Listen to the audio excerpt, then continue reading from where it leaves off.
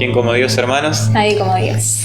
Bueno, hermanos, debido a las circunstancias de las restricciones, Mili mañana no va a poder venir a San Carlos, entonces decidimos grabar esta lección y transmitirlo mañana, es decir, hoy para ustedes, de manera simultánea. Así que bueno. Sí, para que nos están viendo lunes a las 8, esto ya está grabado. Pero vamos a estar activamente atentos a esta hora, así que si sale alguna duda o algo así, pueden ponerlo en los comentarios de Facebook o en los comentarios de los grupos de WhatsApp. Y bueno, obvio, para los que lo ven después, estamos también a disposición para cualquier duda. Así que bueno. Comenzamos.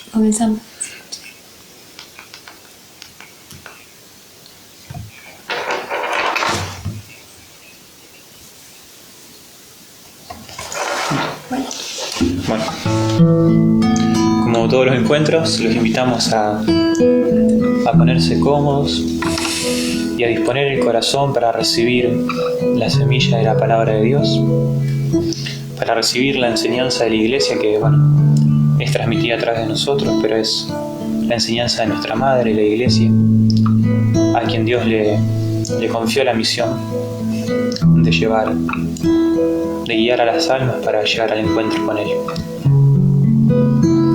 Por eso vamos a comenzar invocando a aquel que es el agua viva, el mismo Espíritu Santo, con esta canción que siempre cantamos.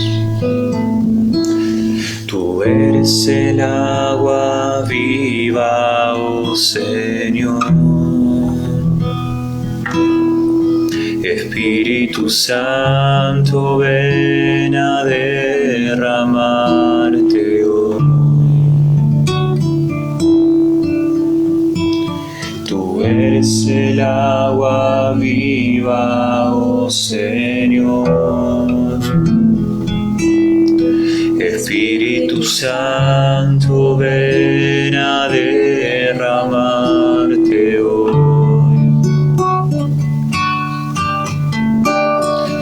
Ven a derramarte, ven a derramarte, ven a derramarte, oh Señor.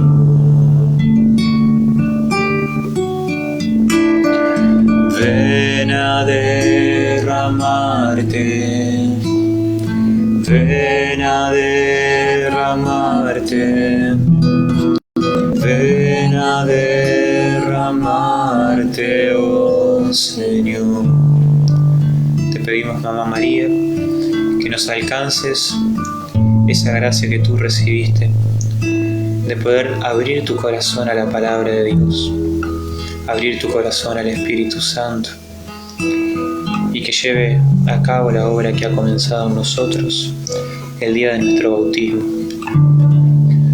para que podamos renovar de tu mano, Madre, las promesas que por boca de nuestros padrinos hicimos aquel día.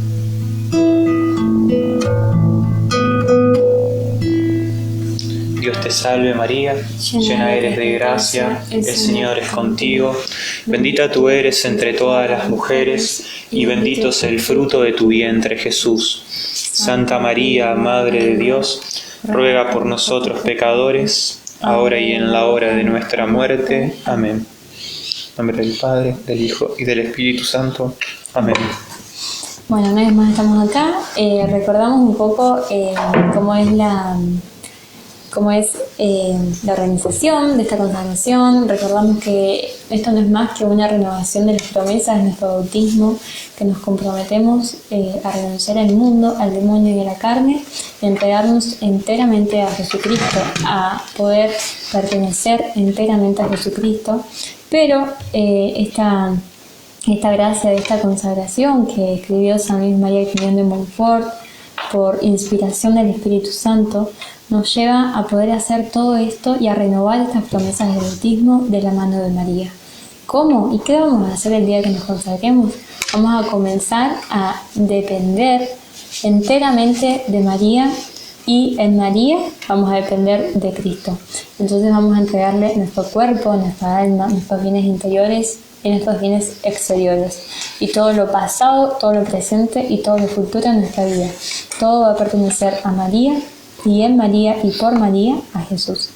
Entonces recordamos que un poco lo que había diagramado San Luis María Griñón de Montfort fue esta organización de 2 lecciones que sean para conocer lo que es el mundo, el espíritu del mundo, y para poder renunciar a todo lo que es del mundo. Para poder, esas son las primeras 2 lecciones.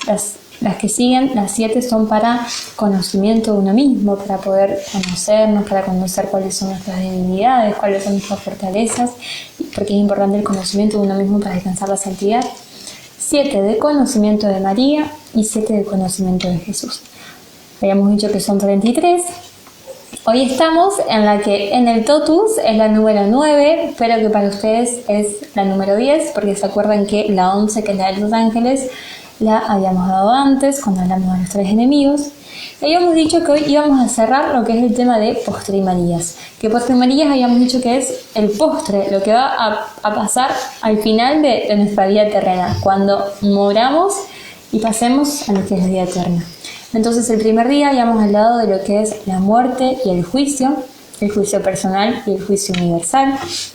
La vez pasada hablamos de lo que es el infierno y hoy vamos a hablar de purgatorio y gloria. Entonces habíamos dicho anteriormente que cuando una persona muere tiene 2 destinos, o el cielo o el infierno, o la salvación eterna o la condenación eterna. Habíamos dicho que sea que vayamos al cielo, sea que vayamos al infierno, vamos a estar por los siglos de los siglos ahí. Es decir, que vamos a existir eternamente. O vamos a existir para la vida eternamente si nos vamos al cielo, o vamos a existir para la muerte eternamente si es que nos condenamos. Entonces, obviamente, que tenemos que aspirar a ir al cielo.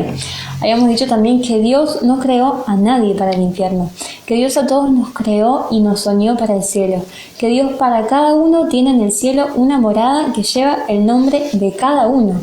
Y cada persona que se condena es un espacio que en el cielo queda vacío, porque es un espacio que esa persona tenía que ocupar en el cielo y que eligió libremente no ocupar. Por eso habíamos dicho que el infierno es la autoexclusión del hombre, porque el hombre libremente y en su libertad no le elige a Dios, no elige el cielo, que es esa felicidad eterna, que hoy vamos a ver bien lo que es, y elige el infierno.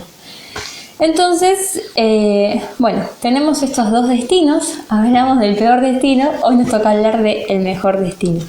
Entonces vamos a comenzar hablando de lo que es el purgatorio. Hoy en día purgatorio también es un tema que no se habla y muchas veces pasa también porque nuestros hermanos protestantes no creen en el purgatorio. Y la fe católica muchas veces se va protestantizando. Primero que habíamos dicho la vez pasada que estamos en esta crisis que no se habla de eternidad. Hay muchos, incluso sacerdotes, que no creen en la eternidad, que no creen en el infierno, que no creen en el cielo tampoco. Y también pasa mucho esto, que la fe se va protestantizando y entonces ya no se habla poco de purgatorio. Antes era más normal hablar de purgatorio, hoy nadie habla de purgatorio. Entonces es bueno también poner luz a este tema. Uno de estos 2 temas, pero empezamos con el purgatorio. Es importante aclarar que al purgatorio van los que se salvan. Es decir, una persona que va al purgatorio no puede ir al infierno, sí o sí va a ir al cielo. Entonces al purgatorio van los que se salvan. Primer punto importante. El catecismo nos dice en el numeral 1030: los que mueren en la gracia y en la amistad de Dios, pero imperfectamente purificados, que, aunque están seguros de su eterna salvación, sufren después de su muerte una purificación, a fin de obtener la santidad necesaria para entrar en la alegría del cielo. Es decir, son personas que están en gracia, mueren en gracia, pero que todavía no están perfectamente purificados. Al cielo no puede entrar nada manchado. Al cielo no puede entrar nadie que no tenga el traje de bodas. al cielo no puede entrar ni una mancha, porque en el cielo todo es perfecto. Entonces las personas que se mueren en gracia, que no mueren en pecado mortal, o que en su último instante se arrepienten, pero que no están perfectamente purificadas, van al purgatorio para purificar, justamente purgatorio, para purificar, para purgar, al fin de estar limpios, sin manchas y obtener la santidad necesaria para poder entrar al cielo. ¿Vos querés decir algo? ¿No? Entonces, bueno, ¿quiénes van ahí? Los que mueran en gracia, pero que están imperfectamente purificados. Es decir, que no son santos, o sea, no están en pecado mortal, pero tampoco son santos. Entonces, ahí van esas, o sea, ahí en el purgatorio van esas personas. Y también es muy importante, yo tengo esta imagen, que yo cuando era chiquita, como que los que me hablaban de purgatorio me decían que seguramente todos íbamos a pasar por el purgatorio, que solamente los santos no pasan por el purgatorio. Y no tenemos que aspirar ni al purgatorio, tenemos que aspirar directamente al cielo, porque es lo más perfecto. Y porque en el purgatorio, aunque tenemos seguro el cielo, vamos a estar purificando. Y ya vamos a ver que no es tan lindo tampoco estar purificando ahí. Y que tenemos que aspirar a lo mejor, o sea, tenemos que aspirar a lo más alto. No tenemos que conformarnos con una vida cristiana mediocre. Tenemos que aspirar a lo más alto, porque Dios nos quiere así, porque Jesús nos dijo, sean perfectos como mi Padre es perfecto. Entonces tenemos que aspirar al cielo. Obviamente que vamos a tener las caídas, que vamos a tener, que cada uno tiene su lucha, que cada uno va a caer, pero tenemos que aspirar a ir al cielo. ¿Y qué es lo que pasa? ¿Qué es lo que sucede en el purgatorio? El alma es sometida a este fuego purificador, que va a implicar dolor. Justamente para poder reparar los pecados. ¿Se acuerdan que habíamos dicho la vez pasada que cada pecado tiene una culpa y una pena? Que la culpa se va en el momento de la confesión, pero que la pena es lo que tenemos que reparar. Eso que rompimos, tanto en los demás como también en nosotros.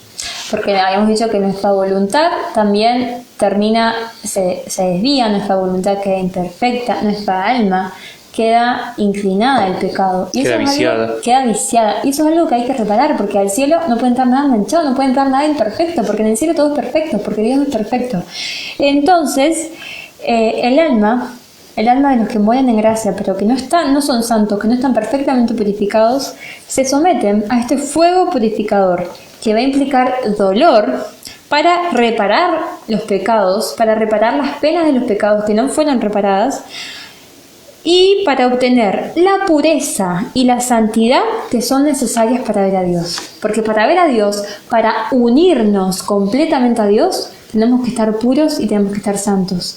Porque no nos podemos unir, no podemos ser uno con Dios si no estamos puros, si no estamos completamente limpios, si no somos revestidos de esta pureza y de esta santidad.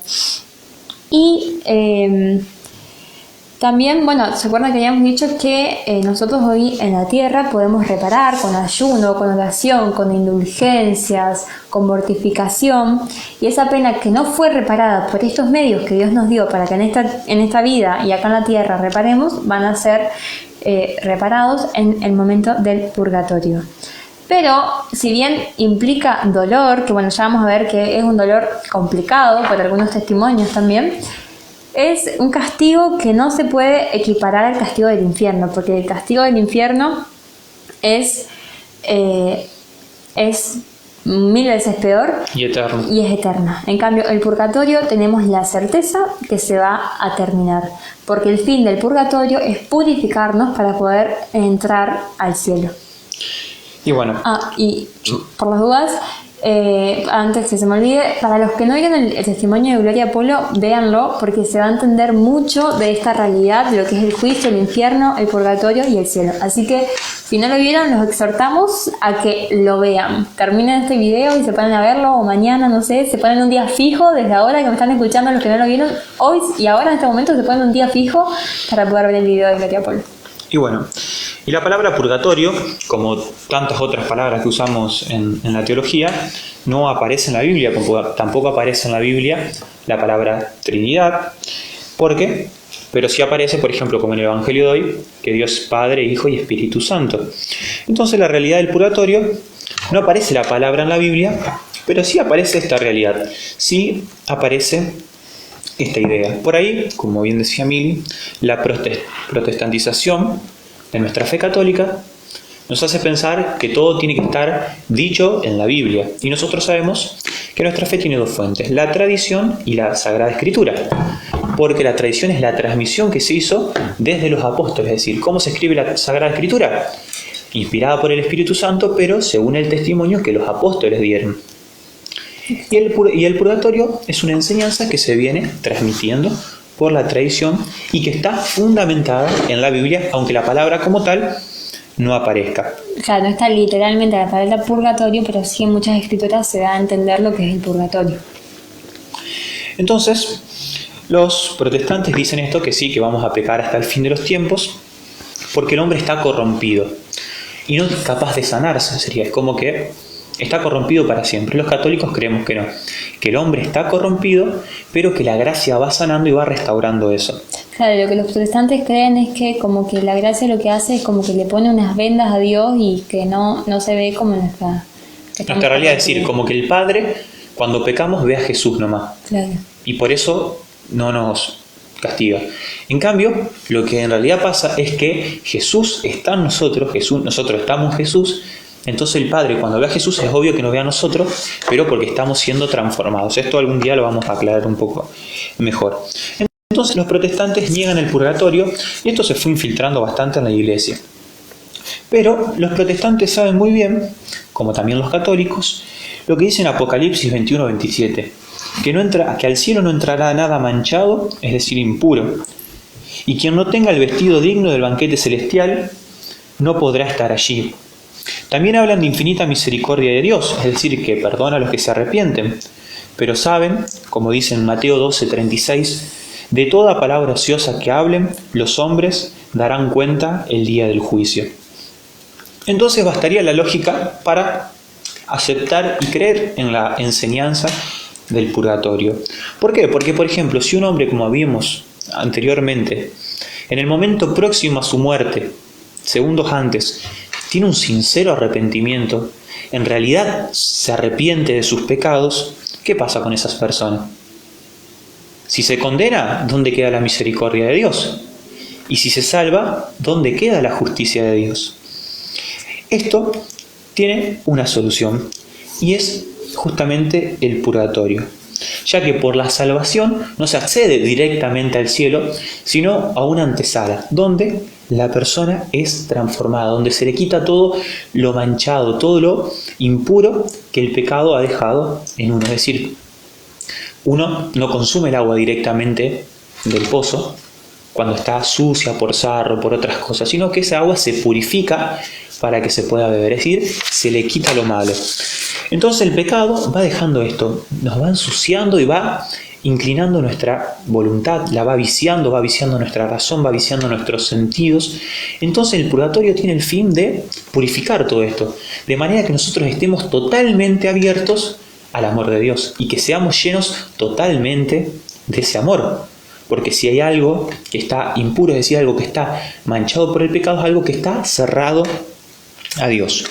Por lo tanto, al cielo no puede entrar nada impuro. ¿Qué decimos con esto? Que al cielo no puede entrar nada que sea contrario al amor, porque justamente el cielo es el amor. Es el Padre, el Hijo y el Espíritu Santo que nos hacen parte de esa relación de amor. Entonces, es necesario purificarse para entrar al cielo. Es decir, expiar, ser limpios de todas esas malas tendencias, de todas esas malas inclinaciones, de toda esa podredumbre que el pecado ha dejado en nuestro corazón. Es decir, limpiar el óxido que tenemos para poder entrar al cielo. Por lo tanto, incluso algunos paganos, unos filósofos paganos, es decir, cuando hablamos de paganos son aquellas personas que no creen en Dios, llegaron a esta conclusión. Por ejemplo, Platón, que hablaba de un lugar ultraterreno donde se purifican las almas imperfectas. Virgilio reconoce esa misma creencia en la Eneida al describir la purificación que es necesario sufrir antes de entrar a los campos de Eliseo, es decir, lo que sería un paraíso para ellos. Y el filósofo Séneca habla de de un lugar donde se expurga y sacude de sí los vicios pegadizos y la herrumbre inherente a toda vida inmortal. Es decir, esta no es la realidad, pero podemos ver como atisbos, como ver que ya se empezaba a intuir que había una realidad, que luego va a ser revelada por el mismo Jesucristo. Entonces, también es un poco de lógica esto de pensar que todo daño se debe reparar. Por ejemplo, pienso yo evitando, salvando las grandes distancias, porque gran distancia. Si yo a él le robo 1.000 pesos, tengo que pedir perdón, obviamente. Pero le tengo que devolver también la plata que le robé. O sea, tengo que reparar ese daño que hice. Habíamos dicho entonces que todo pecado en nuestra alma causa esta culpa, esta pena. Esta culpa que se va en la confesión, pero esta pena queda dañando, es lo que dañó a nuestra alma. Nuestra alma queda viciada, nuestra alma queda, como habíamos dicho, este ejemplo de los clavos en la pared. Ponemos los clavos, los sacamos, la pared queda con los agujeros. Nuestra alma queda viciada después del pecado. Y es algo que tenemos que reparar. Entonces no basta solamente con pedir perdón, que eso se hace en la confesión, que recibimos también la misericordia de Dios, somos perdonados, somos bañados con su sangre, pero también tenemos que reparar, y no porque Dios necesita que reparemos, nuestra alma lo necesita, nuestra alma necesita ser reparada. Entonces, eso es algo que habíamos dicho que podemos hacerlo en esta vida, podemos reparar con las oraciones, con los sacrificios, con los ayunos, con las mortificaciones, con las indulgencias. Y si no lo hacemos acá, entonces lo tenemos que hacer en algún lugar, porque no podemos entrar al cielo manchado, porque Dios es todo perfecto, todo puro, todo santo, y al cielo no puede entrar nada manchado, no puede entrar nada viciado. Entonces tenemos que reparar. Y este lugar es el purgatorio. Entonces es bastante lógico pensarlo así. Y también es una lógica muy misericordiosa, porque pensemos, si al cielo no puede entrar nada que esté manchado, nada que esté viciado, nada que esté sucio, nada que no tenga puesto el traje de bodas, el vestido de bodas, como nos dice la palabra, que al banquete no podían entrar aquellos que no estaban vestidos con el traje nupcial. Como un esposo y una esposa tienen que ponerse lindos para el momento del casamiento, es este traje nupcial. Lo mismo pasa para el banquete eterno, para las bodas del Cordero. No podemos ir al cielo sin nuestro traje nupcial, que es nuestra alma en estado de santidad. Entonces, es una lógica muy misericordiosa, porque si nadie puede entrar al cielo así, ¿cuántos son los que se mueren en un perfecto estado de perfección y de santidad y sin nada para reparar? Son pocos. Muchos se mueren en gracia, pero todavía les queda mucho por reparar. Entonces, ¿qué hacemos? ¿Los mandamos al infierno? No. Hay una lógica muy misericordiosa de Dios y dice, bueno, a ver, murieron en gracia, tienen que reparar todavía, no pueden ir al cielo así porque no pueden entrar al cielo. Bueno, existe el purgatorio. Entonces es esta lógica tan misericordiosa, porque son pocos los que al morir están totalmente limpios. Hemos dicho también que muchos niegan esto del purgatorio porque no está literalmente la palabra purgatorio en la Biblia. Pero si leemos la segunda de Macabeos, del 42 al 45, en la segunda de Macabeos, capítulo 12, 42 al 45, nos dice así. Ahí no estoy. Ahora sí estoy. ¿No la marqué? Sí, acá. Segunda Macabeos. El segundo libro de los Macabeos. Acá estoy. Capítulo 12, 42 al 45. Entonces nos dice la palabra. Y poniéndose en oración, se habían muerto unas personas, y nos dice la palabra. Y poniéndose en oración, rogaron que echase en olvido el delito que se había cometido. Al mismo tiempo, el esforzadísimo Judas exhortaba al pueblo que se conservase sin pecado, viendo delante de sus mismos ojos lo sucedido por causa de las culpas de los que habían sido muertos. Y habiendo recogido en una colecta que mandó hacer 12.000 dracmas de plata, las envió a Jerusalén, a fin de que se ofreciese un sacrificio por los pecados de estos difuntos, teniendo como tenía buenos y religiosos sentimientos acerca de la resurrección. Pues si no esperara que los que habían muerto habían de resucitar, habría tenido por cosa superflua e inútil el rogar por los difuntos. y porque consideraba que a los que habían muerto después de una vida piadosa les estaba reservada una grande misericordia. Palabra de Dios. Te alabamos, Señor. Fíjense que acá Judas Macabeo y sus soldados ofrecen oraciones y mandan a hacer esta colecta que le ofrecen como sacrificio por estos compañeros de batalla que habían muerto. Entonces nos ponemos a pensar, bueno, a ver, rezaron por sus compañeros que habían muerto. Si sus compañeros estaban en el infierno, ninguna oración iba a servir porque ya estaban en el infierno y no se pueden ir del infierno al cielo, no se puede dar ese pasaje ni de infierno al cielo ni de cielo al infierno. Pues si sus compañeros ya estaban en el cielo, o sea, ¿qué iban a estar rezando por ellos si ya estaban en el cielo? Entonces, esto nos hace pensar, bueno, capaz que pensaron, o sea, no es que capaz pensaron que podía ser que no estén en el infierno y que tampoco en el cielo, que estaban en el purgatorio. Y por es importante, entender que el purgatorio no es un lugar intermedio entre el cielo y el infierno, sino que está dentro del cielo porque es una antesala al cielo. Claro, no se puede ir de purgatorio a infierno. Si yo estoy purgando, me voy a ir al cielo sí o sí. Entonces, ¿para qué rezaron si ya se habían condenado? No tiene sentido. ¿Para qué rezaron si ya se habían salvado? Tampoco tiene sentido. Entonces, esto nos hace pensar esto, ¿no? Que posiblemente habrán pensado que estaban en el purgatorio. Y acá también podemos ver ese ejemplo de pedir por los difuntos, ofrecer sacrificios por los difuntos, y especialmente ofrecer el sacrificio de la Santa Misa. Por eso es tan importante que en las misas, antes de empezar, se pide por los difuntos. Y nosotros también tenemos que orar por ellos. También en la palabra, en Mateo 12:31, nos dice que el pecado contra el Espíritu Santo no será perdonado, ni en este siglo, ni en el futuro. Pero hay otra traducción que dice, ni en esta vida, ni en la otra. Es decir, que hay pecados que pueden ser perdonados en esta vida, y hay pecados, o acá dice que el pecado contra el Espíritu Santo no, pero esto nos hace pensar, ¿no? Que hay pecados que son perdonados en esta vida, hay pecados que son perdonados en la otra. Entonces nos ponemos a pensar, en el infierno ya estás condenado eternamente. En el cielo, ya estás en el cielo, no hay nada para perdonar. Entonces, ¿dónde puede ser este lugar? Este lugar, la respuesta es que es el purgatorio. Y bueno, y para seguir viendo la realidad del purgatorio en la Sagrada Escritura, vamos a leer Mateo 18, del 23 al 35. Por eso, el reino de los cielos se parece a un rey que quiso arreglar las cuentas con sus servidores. Comenzada la tarea, le presentaron a uno que le debía 10.000 talentos. Como no podía pagar, el rey mandó que fuera vendido junto con su mujer, sus hijos y todo lo que tenía para saldar la deuda. El servidor se arrojó a sus pies diciéndole, Señor, dame un plazo y te pagaré todo. El rey se compadeció, lo dejó ir y además le perdonó la deuda. Al salir, este servidor encontró a uno de sus compañeros que le debía 100 denarios, y tomándolo del cuello hasta ahogarlo le dijo, pagame lo que me debes. El otro se arrojó a sus pies y le suplicó, dame un plazo y te pagaré la deuda. Pero él no quiso, sino que lo hizo poner en la cárcel hasta que pagara lo que debía.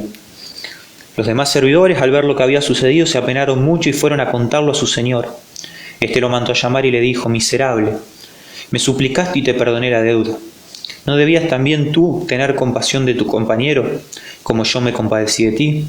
E indignado el rey lo entregó en manos de los verdugos, hasta que pagara todo lo que debía. Lo mismo hará también mi Padre Celestial con ustedes, si no perdonan de corazón a sus hermanos. Palabra del Señor. Gloria a ti, Señor Jesús. Es importante cuando Jesús relata parábolas, está hablándonos con elementos del mundo, de una realidad que no es del mundo. Con palabras, con cosas conocidas para nosotros, nos está hablando de la realidad del cielo. Es decir, nos está haciendo una especie de aproximación a lo que serán las realidades celestiales. Por eso le dice, el reino de los cielos se parece. Cuando habla de esto, nos está mostrando la lógica, la dinámica que utiliza Dios, cómo se mueve, cómo se maneja Dios. Entonces acá vemos que nos pone el ejemplo, la parábola de alguien que no perdonó una deuda y que fue puesto en la cárcel hasta pagar la deuda. Y dice, lo mismo hará también mi Padre Celestial con ustedes si no perdonan de corazón a sus hermanos. Entonces, podemos ver que el que no perdona a su hermano tendrá que pagar una deuda. Y este es un castigo temporal. Y este castigo será el purgatorio, justamente el tiempo ese que tendremos que pasar para pagar justamente nuestra deuda. Es decir, y nos habla de un tiempo hasta pagarlo, es decir, que en algún momento vamos a salir. Después, en Lucas 12, del 58 al 59, nos dice: cuando vas con tu adversario presentante ante el magistrado, trata de llegar a un acuerdo con él en el camino. No sea que el adversario te lleve ante el juez y el juez te entrega al guardia y éste te ponga en la cárcel. Te aseguro que no saldrás de allí hasta que hayas pagado el último centavo. Entonces, esto nos habla nuevamente del purgatorio, porque una cárcel de la que salimos no es el infierno, porque el infierno es un lugar donde no podemos salir. Entonces, una cárcel de la que no podremos salir, acá nos está hablando de una cárcel de la que sí se puede salir. El cielo no es ningún tipo de cárcel. Entonces, ¿cuál será esa cárcel en la que tenemos que estar hasta pagar las deudas, nuestro último centavo? Si no es el infierno ni el cielo. Justamente es el purgatorio. Vamos a salir del purgatorio cuando estemos totalmente purificados, totalmente conformados con Cristo, totalmente abiertos al amor de Dios, totalmente purificados. Y justamente habla de hasta pagar el último centavo. Y la deuda que tenemos justamente es la deuda del amor, porque cada pecado es un acto de desamor. Entonces, con cada acto de amor reparamos todo eso. Y el purgatorio justamente es esto, es purificarnos para hacernos capaces del amor total, de entregarnos totalmente a Dios y de estar totalmente abiertos a su amor. Y por último, una cita que nos puede ayudar mucho a terminar de comprender esto, es en la primera carta a los Corintios, del capítulo 3 al versículo 15. El fundamento ya está puesto, dice Pablo, y nadie puede poner otro, porque el fundamento es Jesucristo. Sobre él se puede edificar con oro, con plata, con piedras preciosas, madera, pasto o paja. La obra de cada uno aparecerá tal como es, porque el día del juicio se revelará por medio del fuego, la pondrá de manifiesto, y el fuego probará la calidad de la obra de cada una. Si la obra constituida sobre el fundamento resiste la prueba, el que la hizo recibirá la recompensa. Si la obra es consumida, se perderá. Sin embargo, su autor se salvará, como quien se libra del fuego. Palabra de Dios. Gloria a ti, Señor Jesús. Entonces, muchas personas, la obra que construimos es nuestra propia vida de unión con Él. Entonces, como leemos en el libro, dice: muchas personas solo tienen fe, pero algunos construirán con oro. Su vida espiritual será una belleza, de vida santa, son personas entregadas, virtuosas, caritativas, de oración, de mortificación. Eso será el oro. Otros construirán con plata, que son personas que quizás son buenas, honestas, responsables en el trabajo, pero les falta oración y caridad. Hay gente que construye con piedra, quizás una fe muy sólida, pero no brilla su caridad como el oro y la plata, no brilla su fe católica sobre las otras personas. Hay otros que construyen sobre madera, que uno ve que le falta la solidez de la piedra y el brillo del metal precioso. Otros construyen con paja, que son católicos del Dios bombero, es decir, que solo acuden a Él cuando algo se está incendiando y después se olvidan de Dios. Pero la obra de cada cual quedará al descubierto el día del fuego, será el día del juicio, y el fuego probará la calidad de cada obra. Será premiado aquel cuya obra resista el fuego, pero si la obra se hace cenizas, el obrero tendrá que pagar. ¿Se condenará entonces el que tiene que pagar? No. Pablo es claro al decir que se salvará, pues ha edificado sobre Cristo. Sin embargo, tendrá que pasar justamente por el fuego purificador, que es el infierno, que es el purgatorio. Son los pecados de los que se arrepintió, pero no pudo purificarse en su vida terrenal. Entonces al cielo sí podemos entrar habiendo construido sobre paja, habiéndonos convertido el minuto anterior a nuestra muerte. Pero cuánto más que mejor que entrar con una vida de oro, de un amor eterno a las almas, y un amor eterno a Dios que no necesite purificación. Mientras tanto, necesitaremos purificarnos para justamente poder estar unidos plena y totalmente al amor.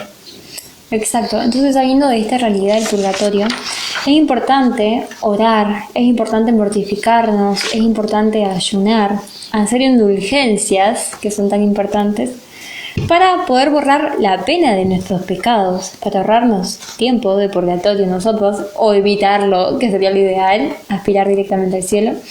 Y también sabiendo que hay almas en el purgatorio.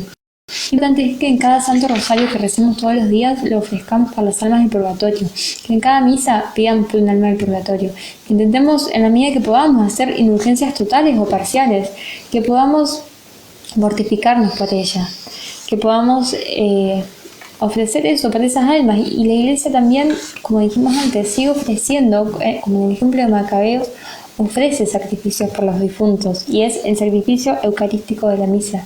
Entonces, qué importante es también en la misa pedir por los difuntos. Qué importante es la unción de los enfermos, por ejemplo, para aquellos familiares que estén muriendo, porque en ese momento en el que reciben el sacramento de la unción, reciben también esta indulgencia plenaria, y sabemos que esa persona va directamente al cielo. Si se nos muere también un familiar cercano, bueno, intentar ganar una indulgencia para esa persona. Entonces, tenemos que orar siempre para ahorrarnos la pena a nosotros, para poder aspirar directamente al cielo, y también por las almas que están en el purgatorio.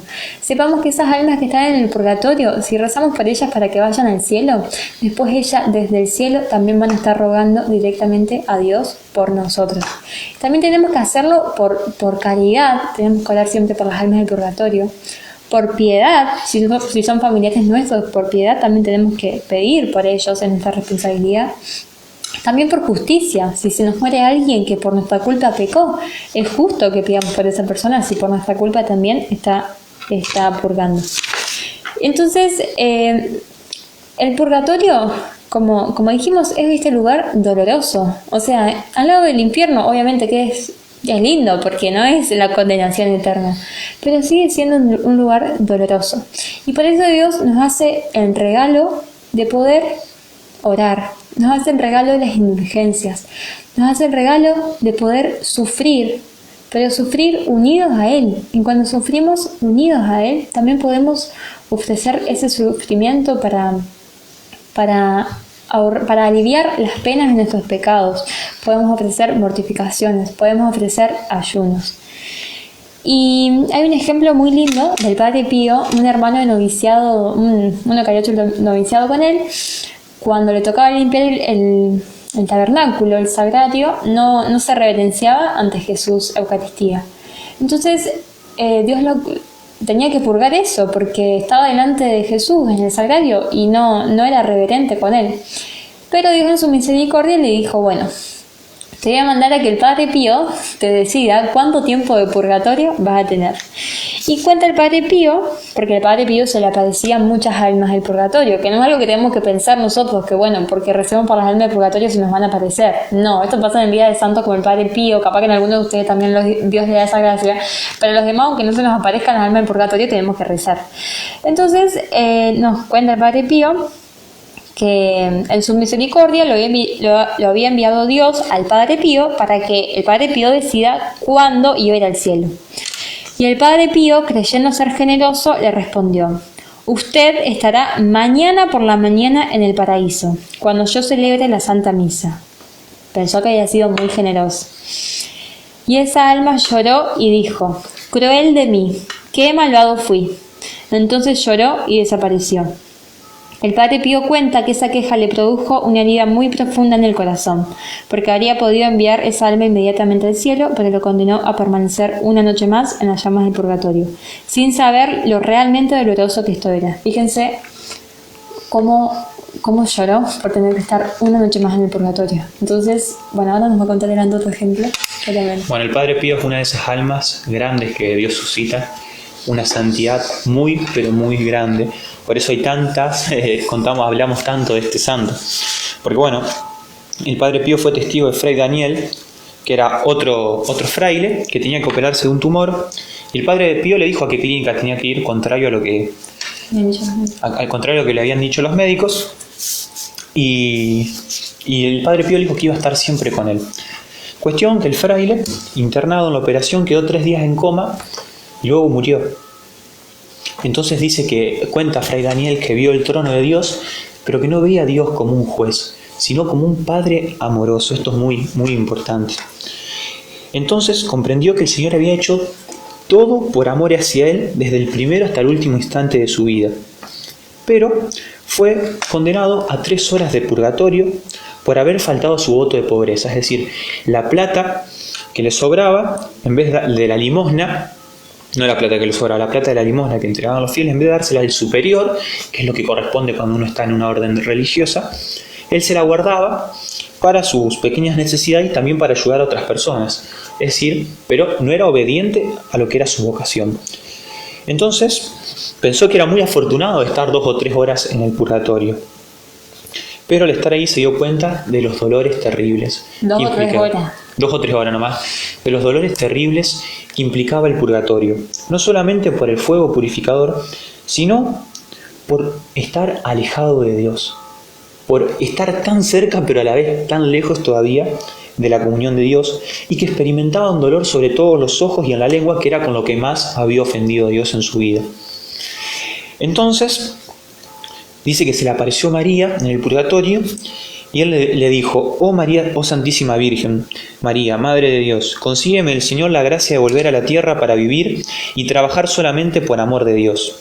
Y también acudió al Padre Pío, y le pidió al Padre Pío que orara por él. Y unos instantes después vio de vuelta a la Virgen María, que hablaba con el Padre Pío. Y unos instantes después volvió a la vida. Y después de esta experiencia, Fray Daniel, ya vivo de nuevo, vivió el purgatorio en la tierra, con toda clase de enfermedades, de sufrimientos y dolores, pero conformándose y haciendo la voluntad de Dios. Esto en las próximas charlas, como siempre venimos anticipando, cuando hablemos del sentido del sufrimiento, lo vamos a comprender un poco más, porque la importancia del sufrimiento. Como un adelanto, cuando uno más sufre, tiene la capacidad de amar más. Es decir, ante más sufrimiento yo tengo la capacidad de amar y elegir más. Si elijo ese sufrimiento unido a Cristo. Pero fíjense cómo Fray Daniel, algunas de las enfermedades fueron próstata, colecitis, aneurisma de la vena abdominal, después un accidente callejero, y otras más enfermedades. Por 40 años eligió pasar en esta vida sufriendo y ofreciendo todas estas enfermedades en unión a Dios, como esta mortificación, antes de 2 o 3 horas de purgatorio. Estando ahí se dio cuenta que prefería pasar esta vida sufriendo antes que 2 o 3 horas de purgatorio. Por eso decimos que hay que apuntar al cielo, no porque no los queremos asustar con todas estas charlas, al contrario, queremos prepararlos para todo lo que uno vive, para lo que es la realidad, para lo que Cristo ha revelado por amor, porque los amamos, porque Cristo nos ama y porque nosotros recibimos la gracia de conocer todas estas cosas, porque la Iglesia Dios concedió a la Iglesia la gracia de conocer todas estas cosas, de revelarle todo esto. Entonces, por amor es que anunciamos todas estas cosas, porque como Dios no quiere que nadie se pierda, la Iglesia tampoco quiere que nadie se pierda, sino que todo se salve. Por lo tanto, es necesario prevenirlos. Por eso, podemos llegar a 3 conclusiones con este ejemplo. Lo doloroso del purgatorio y por lo tanto aprovechar cada medio que Dios nos da para llegar a la santidad, para no pecar y para purificar nuestras penas. La especial confianza que tenemos que tener en María, que intercede por nosotros, como vemos que intercedió este fraile. Y la responsabilidad que tenemos de orar por los que están en el purgatorio, por lo que se conoce como la iglesia purgante, como hizo justamente el Padre Pío. Y en esto es importante tener en cuenta una gracia pero inmensa que tenemos nosotros, que es estar consagrados a María. Porque cuando nos consagramos a María, nos entregamos de manera total y voluntariamente a esta amorosa Madre. Inmolamos nuestra alma a Jesús como un sacrificio a Dios por medio de María. Es decir, nos hacemos todo de María para hacer todo de Jesús. Entonces María nos ayuda a ir purificando ya en esta vida todas estas malas inclinaciones, todas nuestras buenas obras, todos nuestros bienes exteriores, todo nuestro cuerpo y nuestro alma se entrega a ella y ella lo administra para que nosotros podamos llegar al cielo. Exacto. Y bueno, ahora nos toca hablar de el cielo, felicidad eterna. Que del cielo lo que podamos decir no es nada a comparación de lo que debe ser el cielo, porque seguramente que no alcanzan las palabras humanas para explicar lo que es el cielo. El catecismo nos dice, con unas pobres palabras humanas, con las que más o menos podemos dar una pequeña, pero muy pequeña idea, es esta vida perfecta con la Santísima Trinidad, esta comunión de vida y de amor con ella. Una comunión de vida con la Santísima Trinidad es unirnos completamente con Dios Padre, Hijo y Espíritu Santo, con la Virgen María, los ángeles y todos los santos. El cielo es el fin último y la realización de las aspiraciones más profundas del hombre, el estado supremo y definitivo de dicha. Fíjense qué importante es esto, es el fin último, es el fin para el que fuimos creados, todos fuimos creados para el cielo, donde se van a realizar nuestras aspiraciones más profundas, nuestros deseos más profundos, nuestro deseo de ser plenamente colmados, saciados, amados. Todo esto se va a dar en el cielo, va a ser ese deleite eterno, ese deleitarnos en ese amor, ese ser plenamente amado, ese encuentro con la fuente del amor. Porque si nosotros acá somos felices con el amor humano, ¿cuánto más cuando nos encontramos cara a cara con el amor divino, con la fuente de todo amor? Dice Santo Tomás que es el bien perfecto que sacia plenamente el apetito que todos tenemos de felicidad, de ser amado, ese apetito de que, no somos completamente felices. Ese apetito de placer del que hablamos, que está desordenado, ese apetito que quiere ser colmado de ese gozo, es justamente esto. Va a saciar plenamente el apetito. Y por eso nos dice que es la reunión de todos los bienes en estado perfecto y acabado. O sea, todo lo bueno que puede existir, pero todo lo bueno que conocemos, en un estado perfecto y acabado. Es decir, sin mezcla de nada malo. Porque en esta vida podemos conocer un poco lo que es la felicidad, pero la felicidad siempre está manchada de dolor. Yo pienso, no sé, el día que me nazca un hijo, por ejemplo, voy a estar muy feliz, pero después ya el hijo va a empezar a llorar y van a empezar los problemas. Me recibo, qué lindo, pero después empieza el tema de no encuentro trabajo, de que no gano bien, de que esto, que lo otro. Me caso, obviamente voy a ser plenamente feliz cuando me case, pero siempre va a haber cosas para trabajar, va a haber problemas, va a haber discusiones. Va a haber impaciencia, va a haber necesidad de crecer en humildad. Y capaz que con mi matrimonio estoy puramente feliz, pero van a existir los problemas del trabajo, van a existir los problemas del apostolado, van a existir los problemas de los hijos cuando aparezcan. Entonces acá la felicidad no va a estar en estado puro. No va a estar en estado puro, siempre está mancillada de dolor. Nunca la felicidad de esta tierra va a ser eterna, porque yo estoy feliz en este momento y en algún momento es la típica, tantas buenas como ya me va a dar la mala, porque siempre es así, o sea, las cosas no van perfectamente bien, siempre está mancillada de dolor. Obviamente que el cristiano es feliz en medio de las cruces, en medio del dolor, pero en el cielo ya no deben existir más las cruces, no va a existir más el dolor, va a ser el estado de felicidad plena. Y nos dice el padre Jorge Loring, en su libro Para Salvarte, que la aspiración del hombre no se puede saciar en una relación sujeto-objeto. Es decir, el hombre no es feliz cuando tiene. Podemos ver en la vida los famosos que son millonarios y cuántos se terminan suicidando, cuántos caen en las drogas, cuántos son infelices, cuántos caen en depresión. En cambio, la felicidad del hombre se sacia en una relación yo-tú. Es decir, cuando en una relación con personas, cuando somos relacionados con unas personas que nos aman. Y esto lo podemos ver hoy en día, o sea, las personas más felices no son las que más tienen, sino las que más amados se sienten, aunque no tengan tanto. Y fíjense, si lo pensamos así, que el hombre es completamente, alcanza su felicidad en esta relación yo-tú, imagínense cuando alcance la unión definitiva con aquel que es el amor, con aquel que es el amor, o sea, todo el amor que nosotros tenemos con las personas que tenemos, el amor que viene de él, viene de Dios. Él es alimentado por la fuente del amor. del amor de Dios. Fíjense cuando estemos en unión completa con esta fuente de amor. Con el amor de los amores. Con el amor de los amores, con ese bien supremo, con ese amor que nos ama, con un amor infinito, con un amor que nadie en esta tierra nos puede amar con ese amor.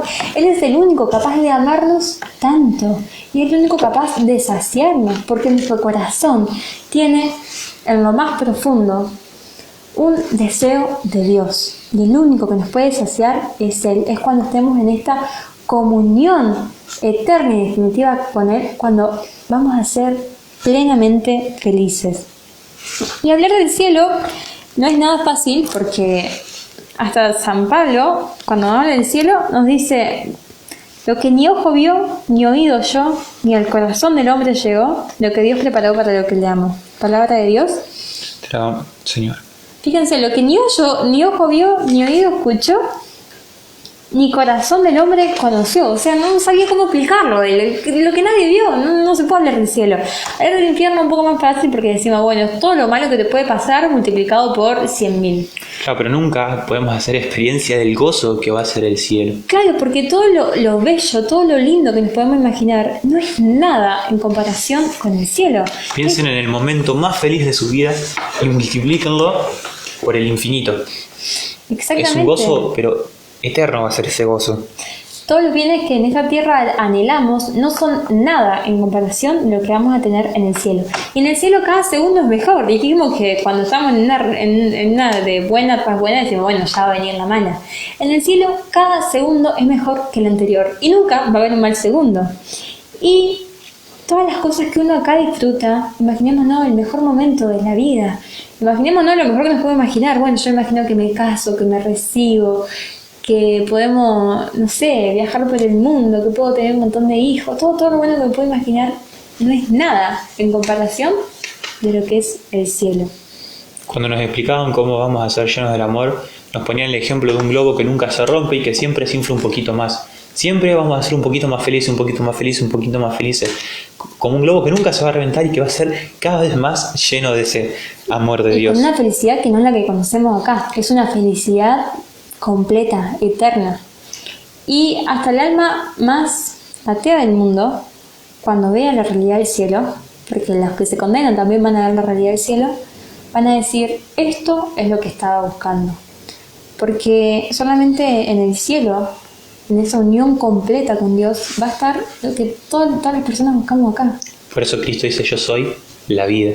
Yo soy lo que todos están buscando. Exacto. Es importante porque, contrario a lo que veíamos en el infierno, que va a estar la pena de daño y la pena de sentido, en el cielo vamos a tener dos goces. Por un lado, la visión beatífica. La visión beatífica va a ser ver a Dios cara a cara, sin velos. Es decir, ahora lo vemos sacramentado en la Eucaristía, pero ese día lo vamos a ver cara a cara. Pone la comparación al libro que dice, si en este mundo la contemplación mística, sobrenatural o infusa que procede de la fe y de los dones del Espíritu Santo arrebata el alma de los santos y los saca fuera de sí por el éxtasis místico, calcúlese lo que ocurrirá en el cielo ante la contemplación de la divina esencia, no a través de los velos de la fe, sino clara y abiertamente, tal como en sí misma. Por eso Pablo dice, la fe va a pasar, la esperanza va a pasar, pero el amor no pasará jamás. Vamos a estar eternamente viendo a Dios cara a cara. Será un éxtasis que sumergirá el alma en un estado de felicidad indescriptible. Como le decíamos, la felicidad multiplicada por infinito. Y por otro lado, va a estar... Antes de eso quiero decir, seguramente que muchos de ustedes vienen con un momento como capaz que de algún retiro, de una oración profunda, capaz de una misa de sanación que les impusieron las manos y sintieron como esa presencia de Dios, que era como que se le salió el corazón a uno, como que uno estaba invadido de la presencia de Dios.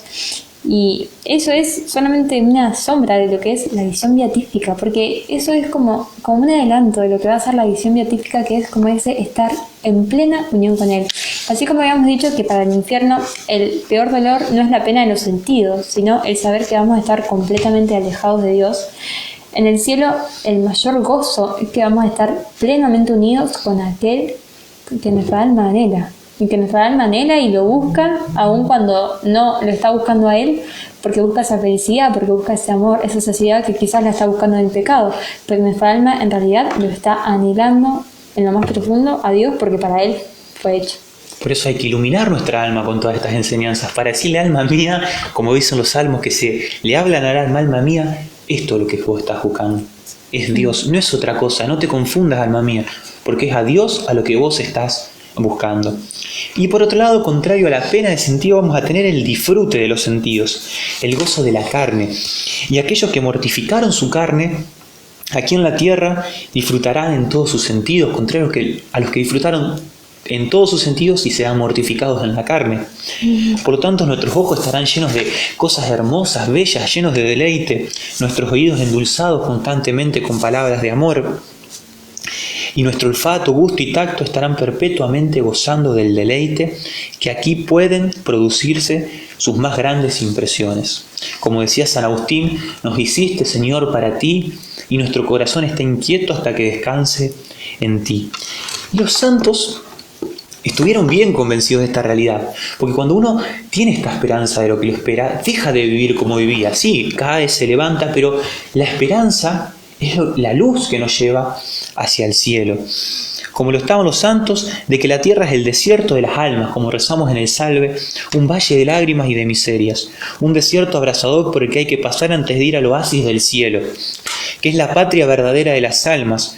No solamente no temeremos la muerte, sino que ningún otro deseo nos sería tan querido y familiar.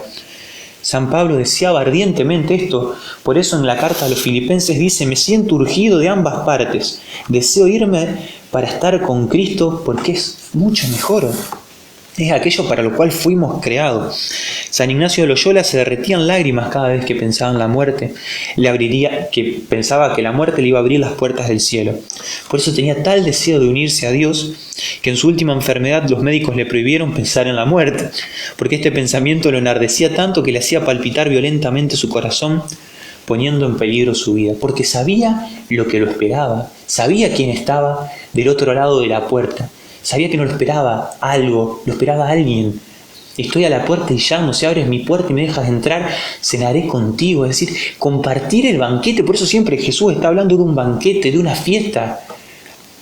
San Francisco Javier, con los ojos llenos de lágrimas y abrazando el crucifijo, exclamó: en ti, Señor, he puesto toda mi confianza, no seré confundido eternamente. Y con el semblante iluminado por la alegría celestial, expiró dulcemente en el Señor.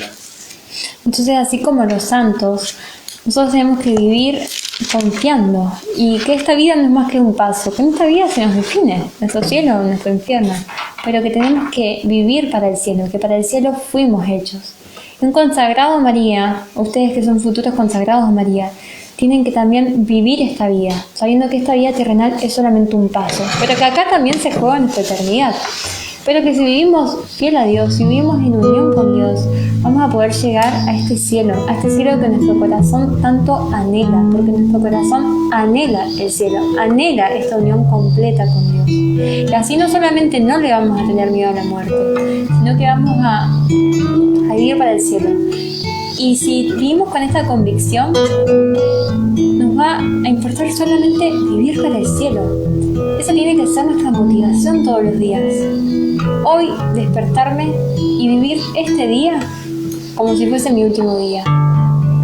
Vivir este día mirando al cielo, con los pies en la tierra pero los ojos en el cielo. Que no es con los ojos y los pies en el cielo, no, con los pies en la tierra, cumpliendo con mi deber en la tierra, pero con los ojos siempre puestos en el cielo, sabiendo que esa es mi patria, que Dios a mí me soñó para que yo vaya al cielo, que Dios no quiere cosas chiquitas para mí, Dios me quiere en el cielo. Qué increíble realidad. Cómo nos ama, porque hasta la vida de su Hijo entregó para que nosotros creyéramos en esa realidad que nos espera. Por eso Cristo es la luz y el Espíritu Santo nos va transformando el corazón para ser capaces de decirle sí. Cristo nos mostró el camino y ahora es cuestión de nosotros decir sí y pedir la gracia para decir que sí. Así que para ir finalizando los invitamos a cerrar los ojos nuevamente, a ponerse cómodos.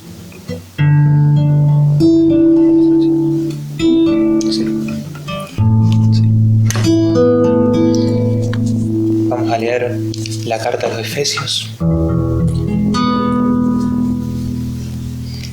Estoy buscando la canción.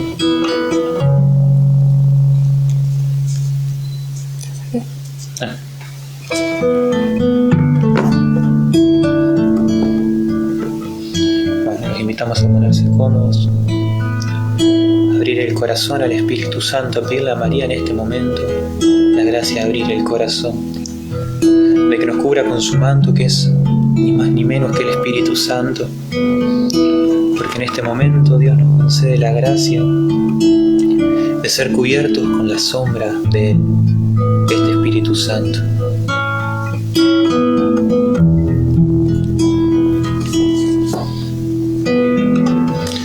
Por eso,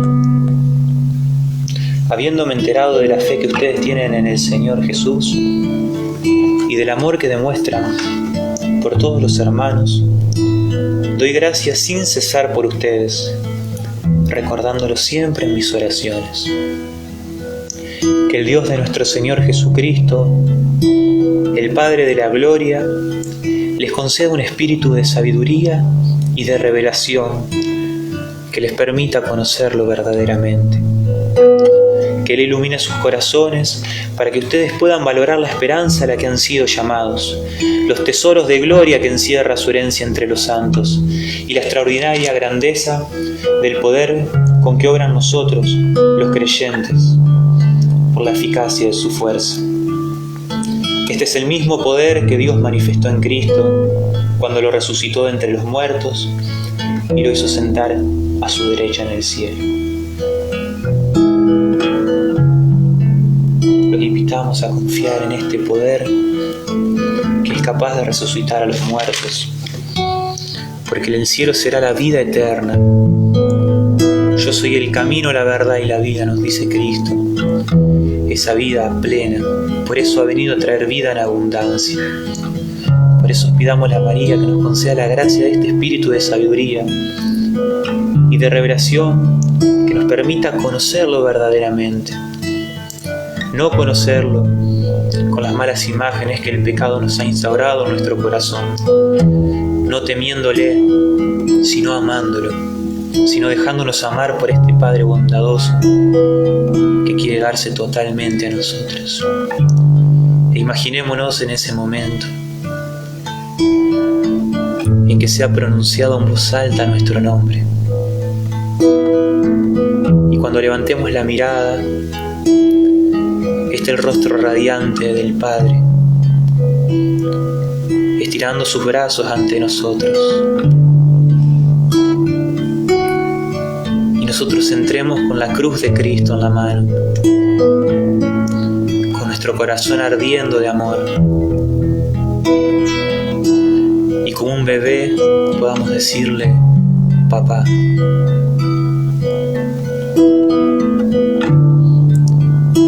Veamos las lágrimas de amor de nuestro Padre,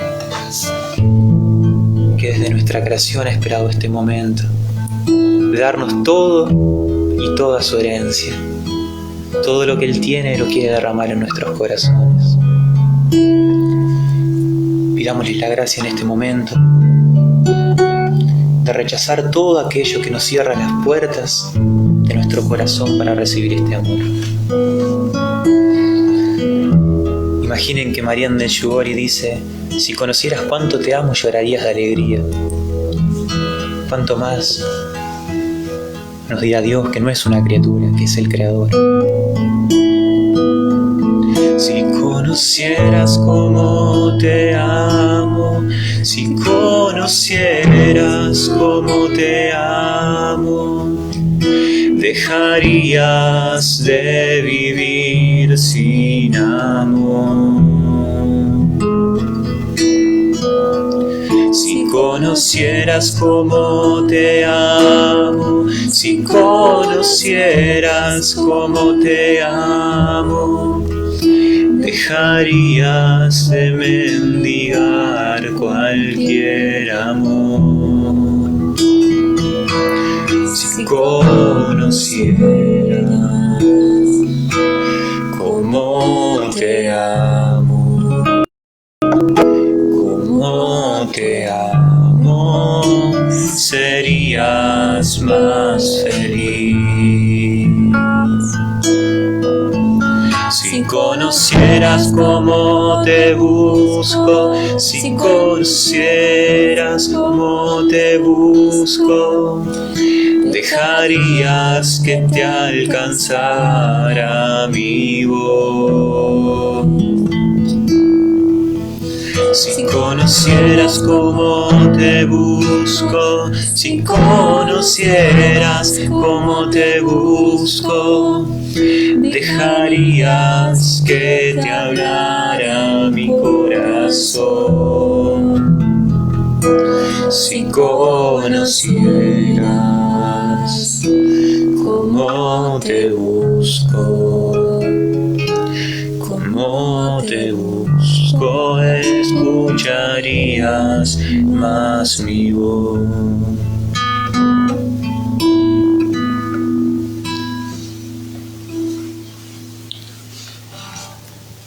Bueno, pueden abrir los ojos. Qué importante saber esto. Y también es bueno poder meditarlo todos los días cuando se despierten. Decir, hoy me voy a ganar el cielo, hoy voy a vivir para el cielo. Que si esta noche yo me muero, puedo morir en paz y puedo esperar a la muerte en paz. Porque sé que a mí me espera el cielo, que esa es mi patria, que Dios me quiere dar toda la herencia, todo el amor, todo lo que mi corazón anhela, Dios me lo quiere dar. Y solamente tenemos que vivir unidos a Él, porque Dios nos quiere ahí. Nosotros tenemos que querer también, Dios no nos obliga. Bueno, la tarea para esta semana, depende del video de Gloria Pablo, mírenlo. La práctica en Totus dice asistir a la Santa Misa y ofrecerla por las almas del purgatorio más necesitados, y especialmente por las almas de los familiares fallecidos, si falleció un familiar nuestro. Hoy en día no podemos ir a misa y comulgar y así ganar una urgencia, pero bueno, podemos mirar una misa virtual, ofrecer una comunión espiritual, y el día que podamos ir a misa, hacer esta tarea de ofrecerla por las almas del purgatorio que más lo están necesitando o de nuestros familiares fallecidos. Y también ofrecer por estas almas el Santo Rosario. Recuerden también rezar el rosario todos los días. Lo que no lo pueden hacer, pidan la gracia a María para que de Jesús nos alcance esta gracia de rezar el rosario, que como dijimos es una gracia. Y también los que no comenzaron, comenzar con la lectura del tratado, y los que ya comenzaron, la seguimos. Así que bueno, nos vemos pronto. Cualquier duda saben que nos pueden preguntar. Y bueno, que la gracia de Dios esté con ustedes. ¿Quién como Dios? Nadie como Dios. ¿Y después de Dios? Nadie